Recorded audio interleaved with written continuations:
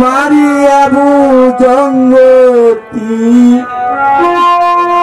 কলিজা হই শশিতি এমন শিকারিতি মরিলা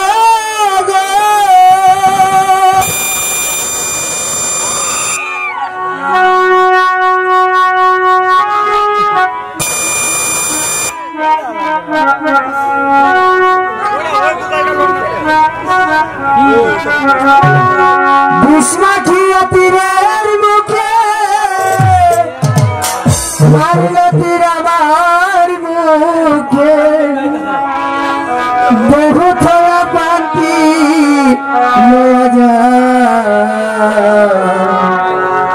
আমার অন্তরায় আমার কলিজায় আমার অন্তরায় আমার কলিজায় বিষ্ণাখিয়া দিল বুকে মরি হাই রে আমার অন্তরায় আমার কলিজায় আমার অন্তরায় আমার কলিজায়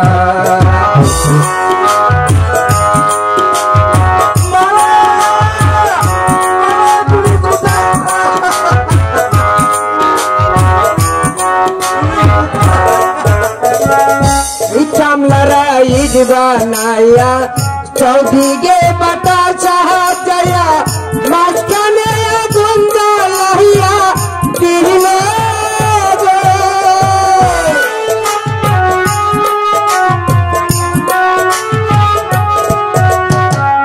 ইসলামলারা ঈদ বানায়া মাঝখানে দেওয়াল সাহায্যা মাঝখানে আগুন লাগাইয়া দিল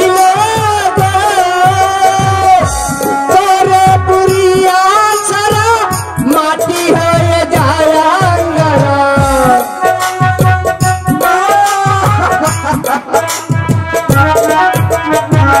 ভিতরে পুরিয়া ছাড়া মাটি হয়ে যায় হাঙ্গারা কেন এমন দশা হইল আমার বেলা আমার অন্তরায় আমার কলিজায় আমার অন্তরায় আমার কলিজায় প্রেম শিল্পী দিল বুকে প্রেম শিল্পী দিল বুকে ভরি হাই রে আমার অন্তরায় আমার কলিজায় আমার অন্তরায় আমার কলিজায়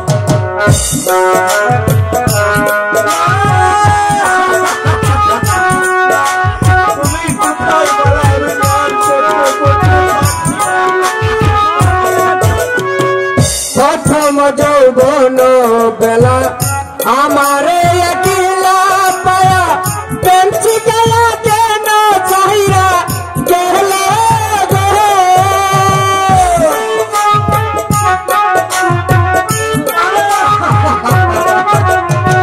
প্রথম যৌবন বেলা আমার একলা পায়া পেন্সি গলা কেন চাহিরা গেলা ভিতরে পুরিয়া সারা মাটি হয়ে যায় হাঙ্গারা তুমি কোথায় মারা ভিতরে পুরিয়া সারা মাটি পুরে যায় হাঙ্গারা কেন এমন দশা হইল আমার বেলা আমার অন্তরায় আমার কলিজায় আমার অন্তরায় আমার কলিজায় প্রেম শিল্পী দিল বুকে প্রেম শিল্পী দিল বুকে মরি হাই রে আমার অন্তরায়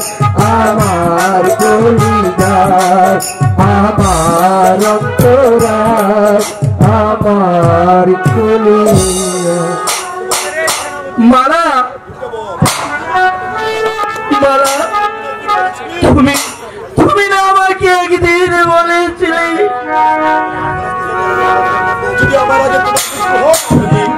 যদি আমার আগে তোমার মৃত্যু হয় তাহলে তোমার কবরের পাশে বসে সারা জীবন শুধু শুধু আমি মালা মালা বলে জপ।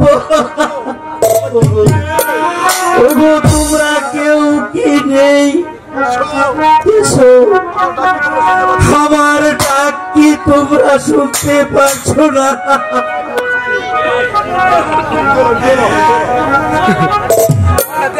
হ্যালো বাপজি, বল তোর কি হয়েছে? কাঁদছিস কেন? তুমি তোমার কণ্ঠ সুর মনে হচ্ছে তোমার কণ্ঠ যে আমার অতি চেনা। বলো হে বাপজি, আমি তোমার জঙ্গলিয়া পাচ্ছি। আব্বা আব্বা তুমি কোথায়? হ্যালো বাপজি, আমার মাঝির কি হয়েছে? আব্বা আমার মালা যে আমাকে বাকি দিয়েছিল তোরের জন্য চলে গিয়েছে।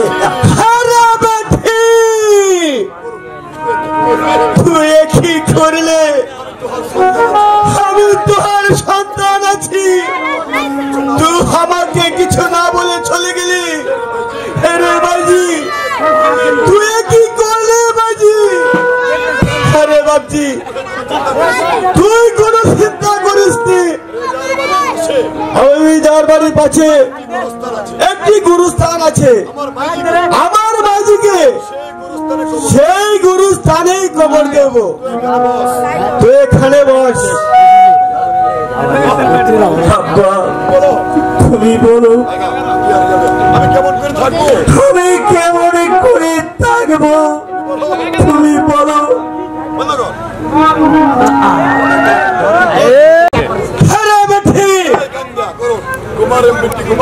ঘুমারে তুই ঘুমা।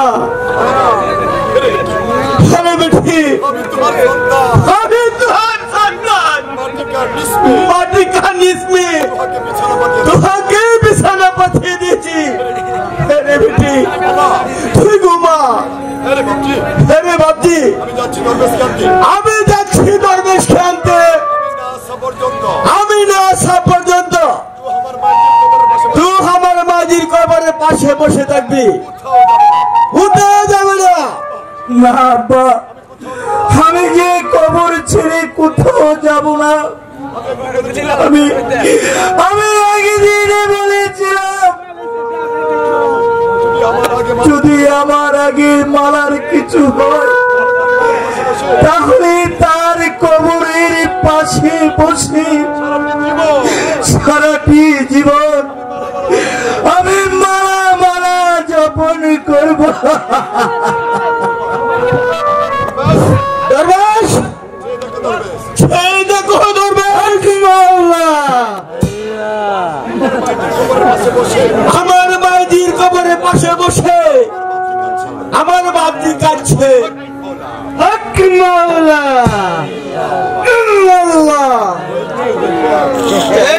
দেখো, আমি তার চোখ ভালো করার জন্য ঔষধ নিয়ে এসেছি। এই ঔষধ তার চোখে লাগিয়ে দিলে তার চোখ ভালো হয়ে যাবে। না না দরবেশ বাবা, আমি যে আমার চোখ ভালো করতে চাই না। চোখ ভালো করে আমি যাকে দেখব সে যখন পৃথিবী থেকে চিরতরে চলে গেছে, আমি যে আমার চোখ আর ভালো করতে চাই না।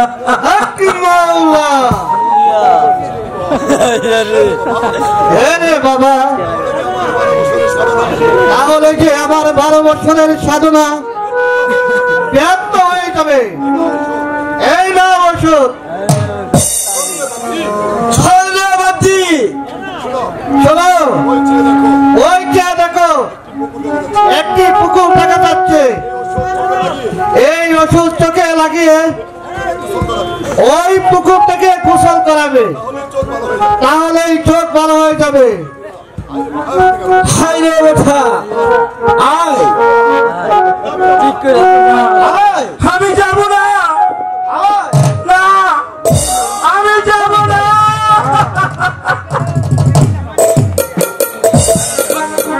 আকমাল্লাহ ইল্লাল্লাহ, আকমাল্লাহ ইল্লাল্লাহ।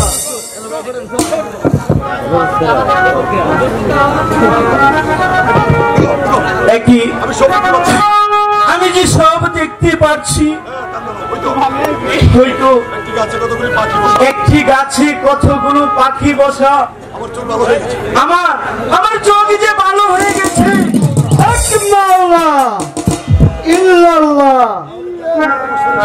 তাহলে কি আমার 12 বছরের সাধনা পূর্ণ হয়েছে? না না দরবেশ বাবা, তুমি আমার মাকে সুস্থ করে দাও। এই কেমন কথা? আজ 12 বছর হলো মালা মারা গেছে, তার হাড় মাংস মাটির সাথে একাকার হয়ে গেছে। মালা হয়তো মাটির সঙ্গে পচে গেলে গিয়ে, তুমি তো আর পচে যাওনি। দরবেশ বাবা, আমার অর্ধেক আয়ু দিয়ে আমার এই মালাকে তুমি সুস্থ করে তোলো। হ্যাঁ দরবেশ, আমার বাবুজির অর্ধেক আয়ু নিয়ে আমার বাবুজিকে সুস্থ করে তোলো। আকমাল্লাহ।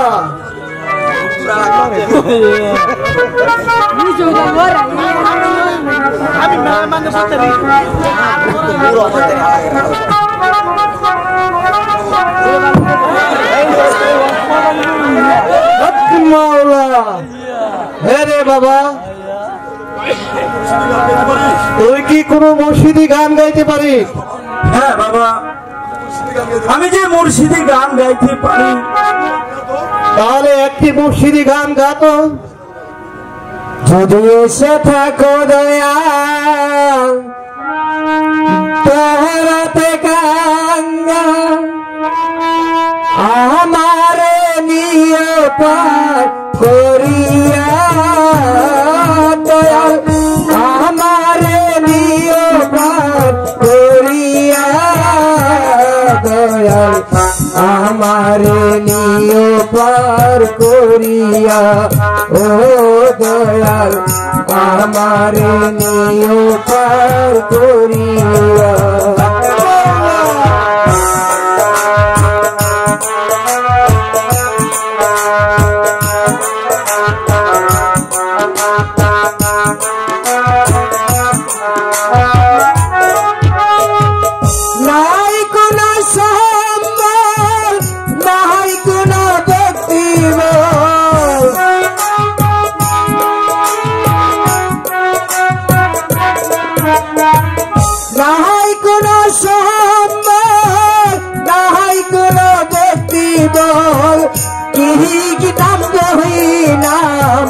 দরিয়া দয়াল, রাখবে কি নাম দরিয়া দয়াল, আমারে নিয়ে পার করিয়া।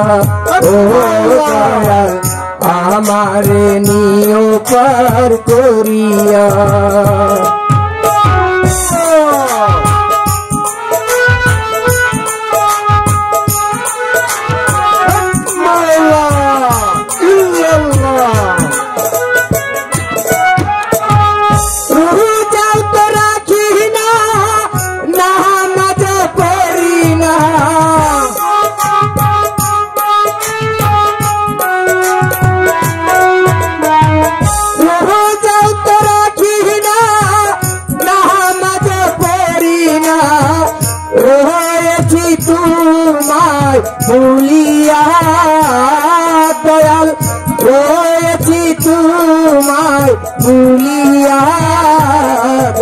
দয়াল আমারে নিও পার করিয়া ও দয়াল আমারে নিও পার করিয়া মাওলা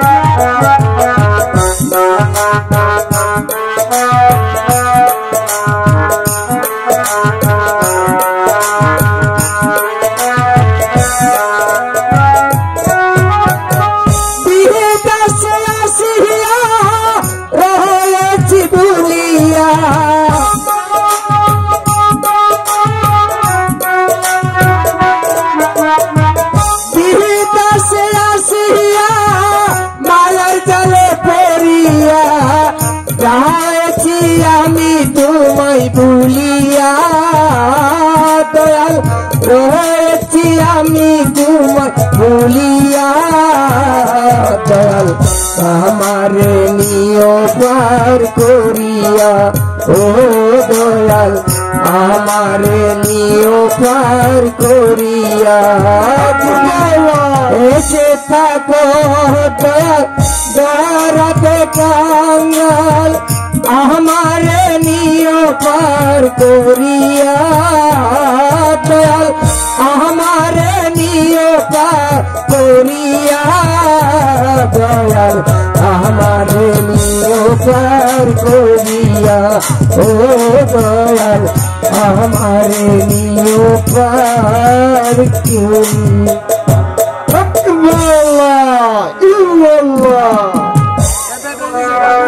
এবার সবাই মিলে মালা মালা বলে ডাকো কাছেম বাবাজি মালাকে তুমি মালাকে ডাকো আবার সাধনা যদি পূর্ণ হয়ে থাকে নিশ্চয়ই সে জেগে উঠবে মালা মাওলা মালা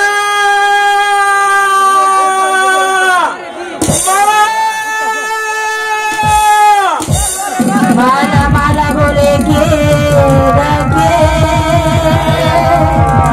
মালা মালা বলে কে ডাকে মালা মালা বলে কে ডাকে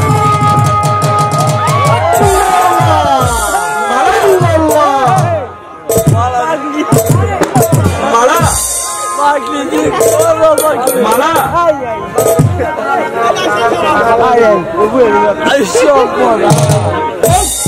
তুমি কাকে মালা মালা বলে ডাকছো মালা তুমি কি আমাকে চিনতে পারছো না আমি আমি যে তোমার স্বামী স্বামী সেটা আবার কি খাও না মাথায় দে ও বুঝেছি বুঝেছি একটি ছেলে একটি মেয়েকে ভালোবেসেছিল কি মজা বাবা জামা পড়েছো তুমি কে গো বাবা এরে মা ও আমাকে চিনতে পারলে না আমি দরবেশ আমি তোর স্বামীর চক্ষু ভালো করার জন্য ঔষধ আনতে গিয়েছিলাম সে ভালোবাসি ছিল তুমি কি মজা বাবা কি সুন্দর জামা পরেছো কি সুন্দর লাঠি তুমি কি গো বাবা তো আমাকে চিনতে পারলে না না তুমি কি মনে করে দেখ তুমি মহির পথ হারিয়েছিলে আমি তোমাকে মহির পথে নিয়ে গেছিলাম দুটি ছেলে একটি ছেলে দুটি মেয়ে মনে পড়েছে ডাক দিয়ে আছে দয়াল আমার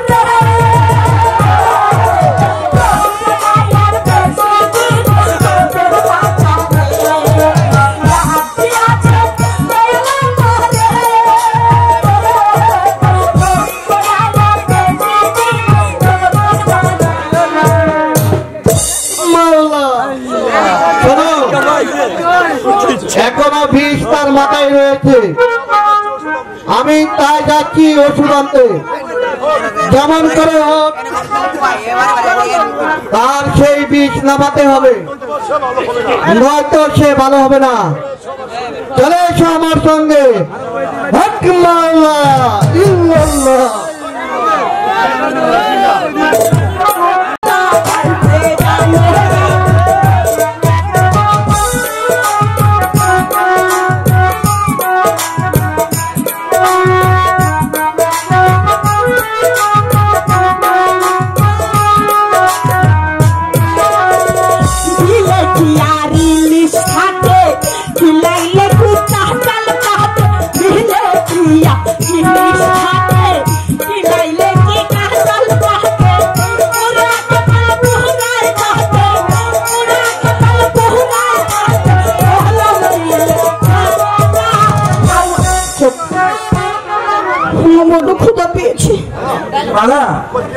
তোমার কি হয়েছে বলো?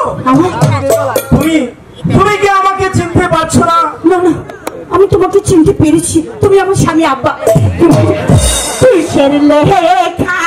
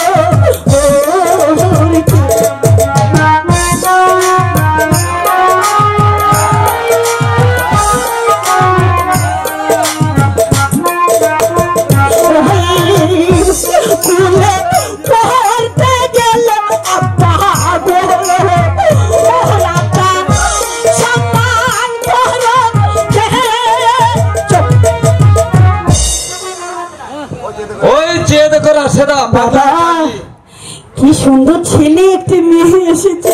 কি মজা, কি মজা। তুমি কোথায় থাকো? আমি আমার বাড়িতে থাকি। এই মেয়ে, শোনো শোনো, তুমি কোথায় থাকো? আমি আমার বাড়িতে থাকি। ও, তোমরা কি হও না? আগে জিজ্ঞাসা করো আমরা দুজন কি হই। কি হও? ওটি আমার স্বামী আব্বা। তুমি বলো ওই ছেলেটি তোমার কি হয়? ও আমার বন্ধু। বন্ধু? ওটা খায় না মাথায় দেয়? না না, ও তোমার আব্বা। আব্বা ও তোমার খালু, স্বামী খালু। কি মজা, কি মজা, কি মজা, কি মজা। খেতে ছাগল বন্দি চলে বন্দি মাছ, খেতে ছাগল বন্দি চলে বন্দি মাছ, নারীর কাছে পুরুষ বন্দি পুরাই ভালো মাছ। আপা গো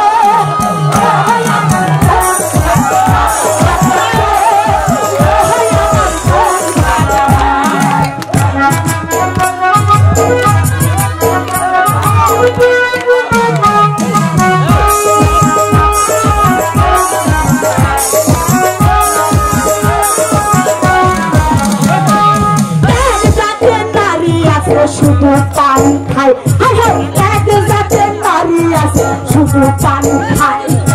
এই বাড়ির কথা লয়া ওই বাড়ি না যায়। আপা গো ওই আমার বন্ধনা, আপা গো ওই আমার বন্ধনা। আপনার সাথে পিরিত করা, আপনার সাথে পিরিত করা শান্তি পেলাম না। আপা গো ও আমার বন্ধনা, খালু গো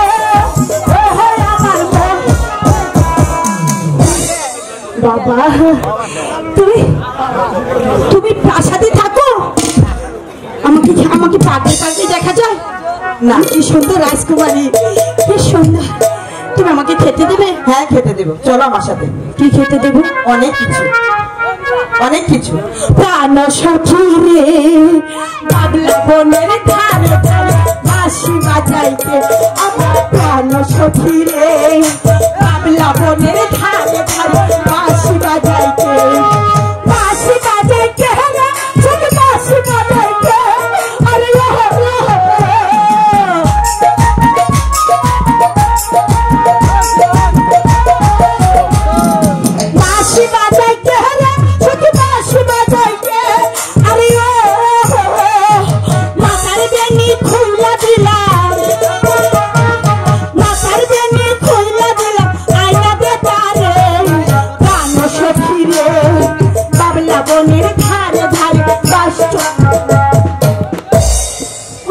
বলছি আমাকে প্রাসাদে নিয়ে যাবে, তুমি যাবে?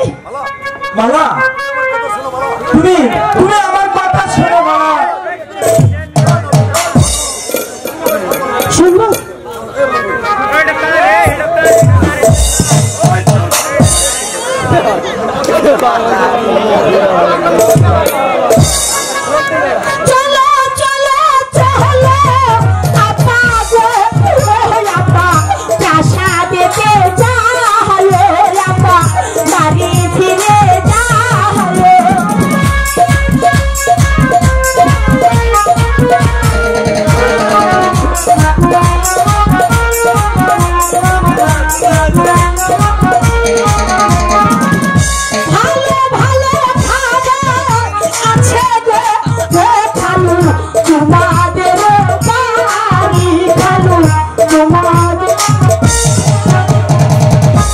যাবে?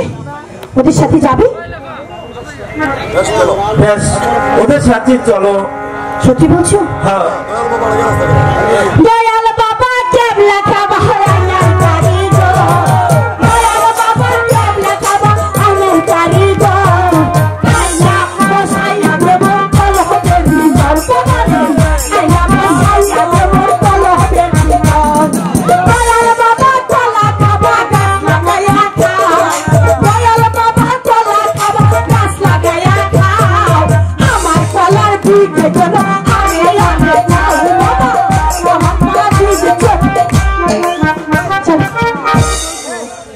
স্বামী আমার যেমন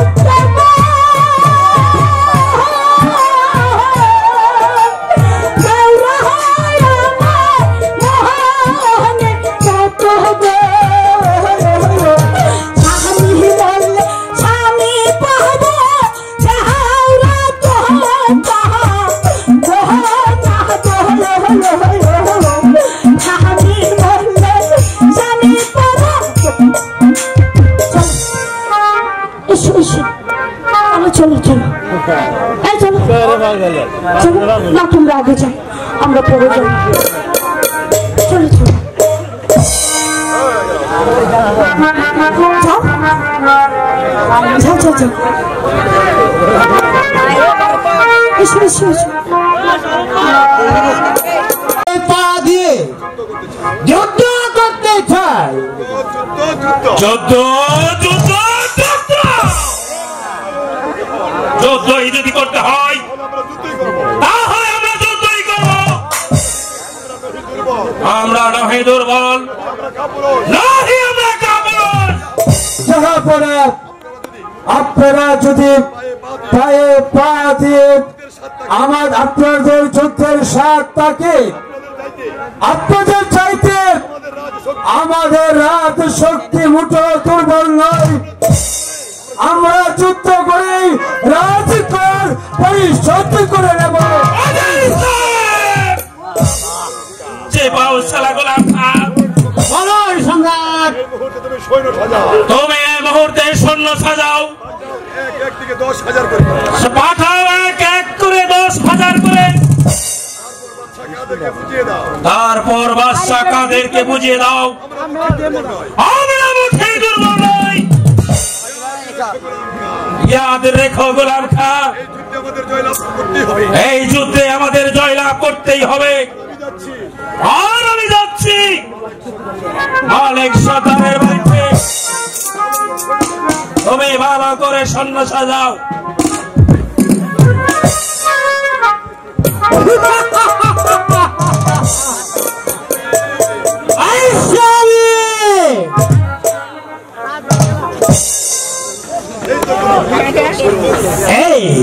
এই তো গোলাম হার করা শুরু,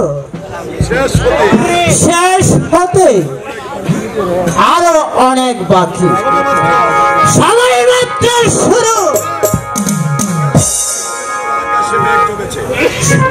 সময় মাত্র আকাশে মেঘ জমেছে, বৃষ্টি হতে আরো অনেক অনেক বাকি। আমি যদি তোমাকে ফকির বানাতে না পারি,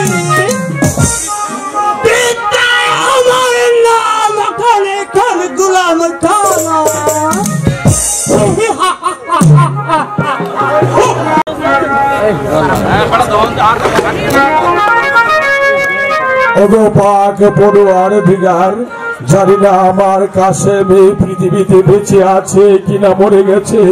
যদি আমার কাছে মেয়ে পৃথিবীতে বেঁচে থাকে, তাহলে তুমি আমার কাছেমকে আমার বুকে ফিরিয়ে দাও খোদা, ফিরিয়ে দাও। মালিক সর্দার বাড়ি আছে, মালিক সর্দার। আমি বাদশাহ আমির। কি যাবে না হঠাৎ গরিবের দুয়ারে কেন? আসুন বসুন। না মালিক সর্দার, আমি বসতে আসিনি। আজ আমি বিপদে পড়ে তোমার এখানে এসেছি। যা বড়া, আপনার বিপদ হয়েছে তাতে আমার কি হয়েছে? আর কেন এই বাপটি আমার বাড়িতে এসেছেন? চলে যান, এই ভোটটা আমার বাড়ি থেকে বেরিয়ে যান। মালিক সর্দার, তুমি আজ আমাকে ফিরিয়ে দিও না, আমাকে নৈরাশ করো না। মালিক সর্দার, বাদশা কাদের বিনা অপরাধে আমার সঙ্গে যুদ্ধ ঘোষণা করেছে। তাতে আমার কি হয়েছে? আমি কি করব? মালিক সর্দার, আমি আমার চাই তুমি আমার হয়ে আমার যুদ্ধ করো। সম্রাট, যেদিন আপনার নির্দেশে শয়তান গোলাম খা আমার একমাত্র সন্তানের দুটি চোখ উপরে ফেলেছিল, সেদিন থেকে আমি লাঠি হাত থেকে ফেলে দিয়েছি। আর মনে মনে প্রতিজ্ঞা করেছি, বাকি জীবনে আর কোনোদিন আমি লাঠি হাতে তুলে নেব না। মালিক সর্দার, অতীত তুমি ভুলে যাও। অভিমান অভিমান অভিমান সব কিছু ভুলে গিয়ে তুমি আমার কথা রাখো। না সম্রাট, কি করে রাখবো বলুন? আপনার কথা রাখলে কি আমার একমাত্র সন্তানের চক্ষু ফিরে আসবে? আপনার কথা শুনলে কি আমার সন্তানকে আবার আমি ফিরে পাবো? আপনার কথা শুনলে কি আমার সংসারের সুখ আবার ফিরে আসবে? মালিক সর্দার, জীবনে আমি কারো কাছে মাথা নত করিনি। আমি বাদশা আমির শেষবারের মতো তোমার কাছে অনুরোধ করছি, তুমি আমার কথা রাখো। সম্রাট, আমি আপনার অন্যায় অনুরোধ রাখতে পারলাম না বলে অত্যন্ত দুঃখিত।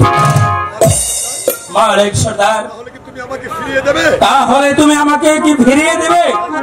হ্যাঁ সম্রাট, আপনি এই মুহূর্তে আমার বাড়ি থেকে বেরিয়ে যান। আমার দ্বারা সম্ভব নয় আবার যুদ্ধ করা। মালিক সর্দার, আমি চলে যাচ্ছি। মালিক সর্দার, যাবার পূর্বে একটি কথা বলে যাচ্ছি। তুমি কি চাও এই মা মাটি জন্মভূমিকে অন্যের হাতে চলে যাক? মা মাটি জন্মভূমি অন্যের হাতে চলে যাবে? না না না না, সম্রাট, তা হতে পারে না। আমার মা মাটি মানুষ অন্যের অধীনে চলে যাবে, তা কিছুতেই হতে পারে না সম্রাট। আমি আবার যুদ্ধক্ষেত্রে যাব, আমি আবার লাঠি হাতে তুলে নেব, সিংহের ন্যায় ঝাঁপিয়ে পড়বো ওই তাদের বাচ্চা সৈন্যদের উপর।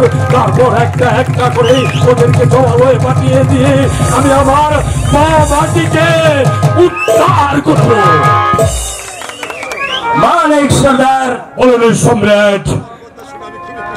তোমার কথা শুনে আমি খুবই খুশি হয়েছি। আমি আসছি মালিক সর্দার, তুমি তাড়াতাড়ি চলে এসো।